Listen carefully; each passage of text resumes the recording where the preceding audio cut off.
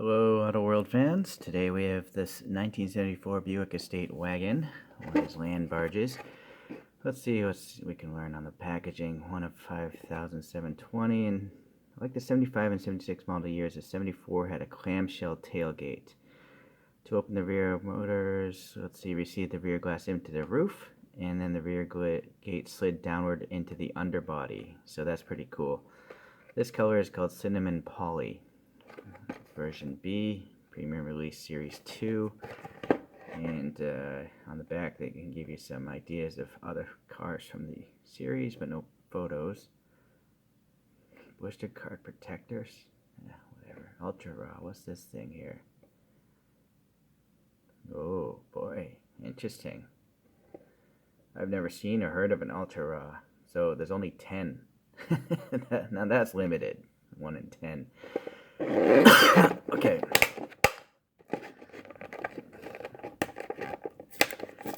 So, I guess the Buick Estate nameplate dates back to 1940.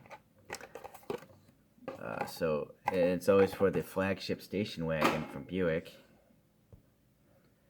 So, my notes are saying that this thing had a 7.5 liter V8, and this would be considered the second generation of the car that's just called a Buick Estate Wagon, whereas I guess before there were other names, and then it was called the Estate. Okay, so this thing was available between 1971 to 1976. Alright, so this thing fits perfectly, so that's smart packaging right there. And at the time, this had the record for the widest interior width until the 1990s came along, and some other GM cars were wider. Alright, at the time, this thing sold for $5,400, which is $36,000 in 2021 money. So this was not a cheap vehicle. It was very heavy though. It was 5,400 pounds or 2,400 kilos. And so Wikipedia says this is the heaviest Buick ever built. Even heavier than some limousines that they built in the past. Alright, so these are similar photos, these two, but you'll notice the wheels are different. I'm going to assume Auto World's going for the original wheels, but the way that they turned out very much looks like this guy's custom wheels. I don't know if those are Kragers, or I don't know if those are torque thrust wheels or what, but some sort of aftermarket rims. Alright, so yeah, this is a very big casting here. It's very heavy because Auto Worlds have metal bases. So yeah, those wheels, they're just, I don't know, it looks like the spokes are too wide to be, well, I guess they must be the original ones. But look at this one. I'm really distracted by this white wall. The tire itself is just really messed up. Let me take this off here for a second. So, yeah, so that's not printed well at all. That's not a round white wall. Right, so you can switch it over to just non-white walls, which, well, for now, for the video, I'll just leave the white walls out there. You got to be aware of all the imperfections that may come with one of these things, right? Okay, so yeah, that's like a square wall. Alright, well anyways, the silver printing is very nice. It goes around all the way to the back. There's also a graphic here of a brown over the cinnamon here, and that's got a silver stripe following the body line there. There's actually printing in the center, the Buick logo in the center. I think the rear one looks better. Let's zoom in on that one. Yeah, those little shields, the red, white, and blue shields there. That's nicely done. There's also here, it says Estate Wagon right there in the back. I hit focus, but it's not very legible. But I believe that's supposed to say, I don't know if it says Buick Wagon or Estate Wagon. You'll have to decide.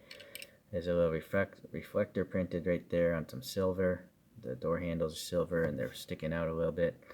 The window molding has some silver paint around it. And it's nice that there's no, well, there's a window here, but at least none there. Would have been nice if there was no window here too, so you can see more of the back interior. You can see a little bit of the wood It looks like a wood texture almost, like streaking. Because I think that's supposed to be like a fake wood graphic on the vehicle. See? Yeah. I think that's intentional. There's a little vent detail printed on there nicely. And then we have a turn signal there painted nicely. This is a casted in bumper, painted silver. There's some vents here printed on, and those vents carry across to the other side. There's some silver and black in here. The white headlights, there's some silver around them. Those bezels. The Buick logo there looks alright. And this is cool, a license plate of some sort. Can't really make out the state of it though. It just says relax. Anyone can guess that state?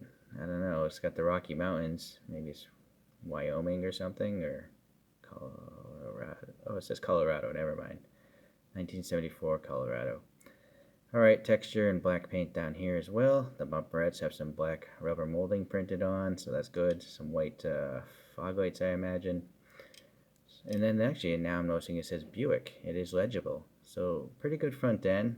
To nitpick, you know, there's not enough white paint in those headlights, but easy fix if it really bothers you.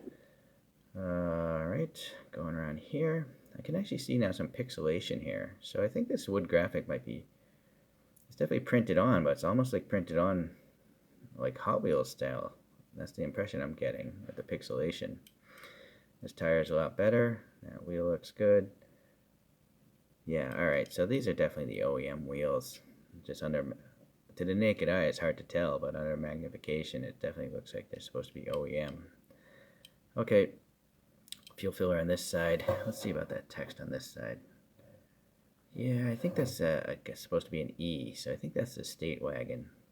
Alright, going to the top hood here. Well, I gotta say, the side panel gap here is pretty good. That's not so bad. This is pretty, that's not great though. That one. That could have been a lot tighter because, unless it flips forward, maybe it does.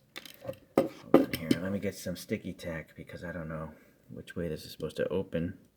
It does open the conventional way.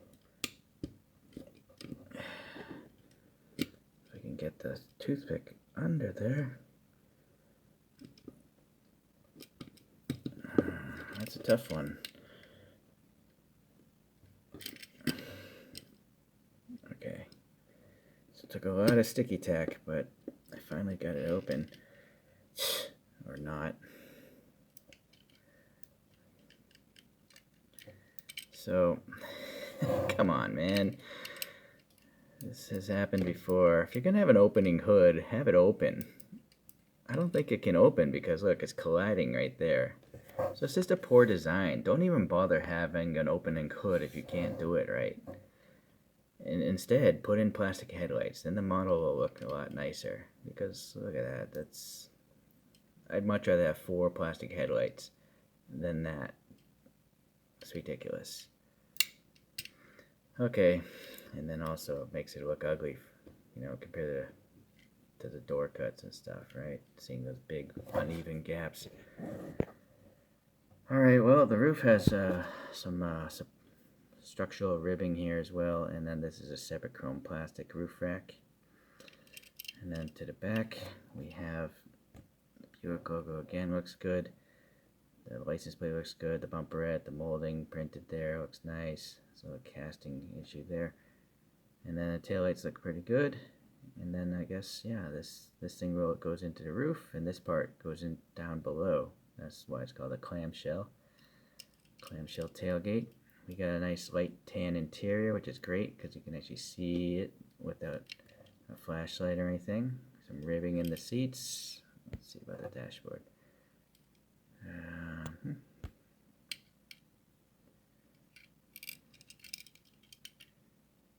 Yeah, steering wheel looks old school.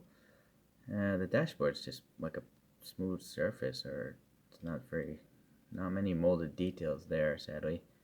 But the seats have good texturing on them. Okay, well, good enough, I guess. So yeah, Auto World, unfortunately, they rivet their bases together. So modding these things is not easy. And frankly, I'm not a fan of the metal bases. They just make them heavier to ship. And so you're just shipping around a heavy base for no reason. So who made it is there, some Chinese stuff. It doesn't tell you what the car is, which is kind of silly, I think. The treads look good though, and the tire width looks good. Yeah, there's the other exhaust coming out there. Alright, and I think Auto Worlds is supposed to roll, and it does. Okay, so let's take a look at a couple other vehicles. I have this M2 Machines 57 Nomad Lowrider. It's one of these Jesse James West Coast Chopper things. And this one has like a popping suspension. There, it's low. I think you gotta lift it off the ground to undo that. There you go. It's a gimmick, but I just like the look of the customized vehicle. Alright. I have this other Auto World, this big Mark V, one of the recent castings. Lincoln Mark V, that is.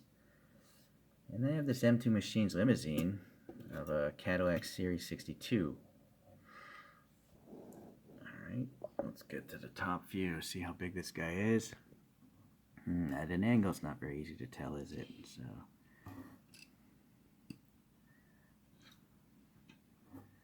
let me get that box straight out.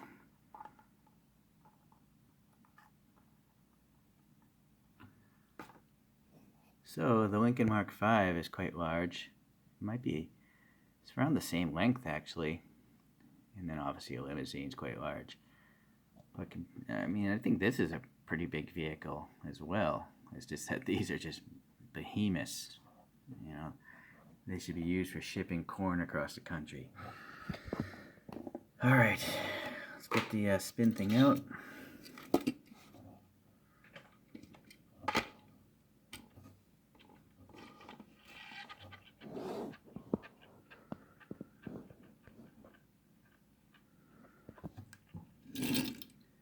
Okay, nothing majorly wrong with this one, quality control wise. It's just the tires, you know, they're a little bit strange looking.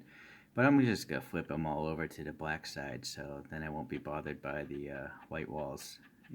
Only one of the white walls seems really bad, this front one right here. The other ones are relatively decent. Okay, so I'm a big fan of this one. I like these big land barges. Yeah, and so I'll continue to try to get one of each Auto World casting. That's my goal here while I'm in the States. Get one of each of their castings. Okay, I'll see you in the next Auto World video. Bye.